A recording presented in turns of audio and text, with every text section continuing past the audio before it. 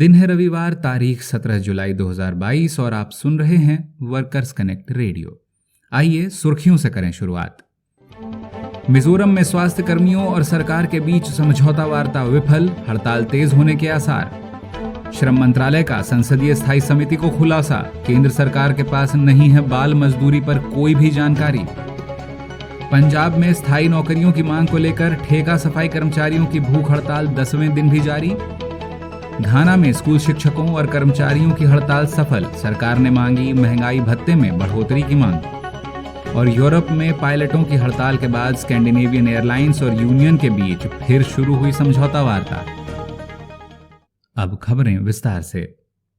सरकार के साथ वार्ता विफल होने के बाद आइजॉल में 2000 से अधिक स्वास्थ्यकर्मी 14 जुलाई से अनिश्चितकालीन हड़ताल पर चले गए हैं। राष्ट्रीय स्वास्थ्य मिशन कर्मचारी संघ के बैनर तले स्थायी नौकरी, वेतन का समय पर भुगतान, चिकित्सा पर होने वाले खर्च की प्रतिपूर्ति और तबादला भत्ते की मांग को लेकर कर्मचारी 11 जुलाई से सामूहिक आकस्मिक छुट्टी पर चले गए थे। सरकार ने हड़ताल को कुचलने के लिए आवश्यक सेवा रखरखाव अधिनियम यानी एसेंशियल सर्विसेज मेंटेनेंस एक्ट लागू कर दिया है। उधर श्रम मंत्रालय ने संसदीय स्थायी समिति को सूचित किया है कि उसके पास 2016 से बाल मजदूरी पर कोई जानकारी नहीं है। बताते चलें कि 2016 में राष्ट्रीय बाल श्रम परियोजना को पैसों की कमी का हवाला देते हुए समग्र शिक्षा अभियान में शामिल कर दिया गया था।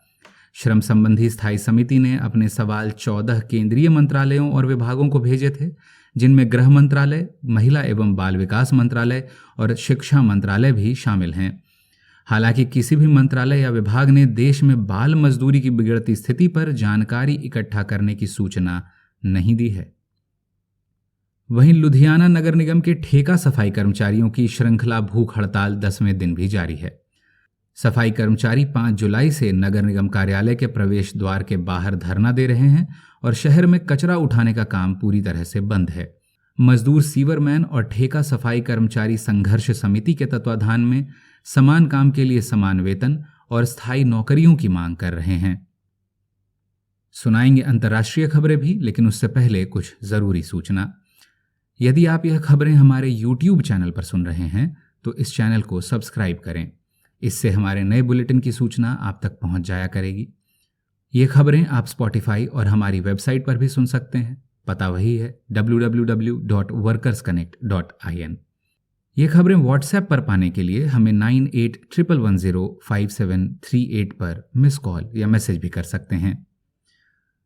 अगली खबर घाना से, जहां बढ़ती महंगाई से निपटने के लिए मूल वेतन में 20% की बढ़ोतरी की मांग को लेकर देश भर के स्कूली शिक्षक और कर्मचारी 4 जुलाई से हड़ताल पर चले गए थे।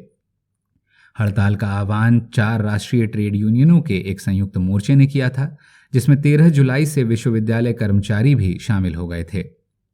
यूनियन और सरकार के बीच हुई लंबी वार्ताओं के बाद सरकार ने मूल वेतन में 15% की वृद्धि करने का ऐलान किया है।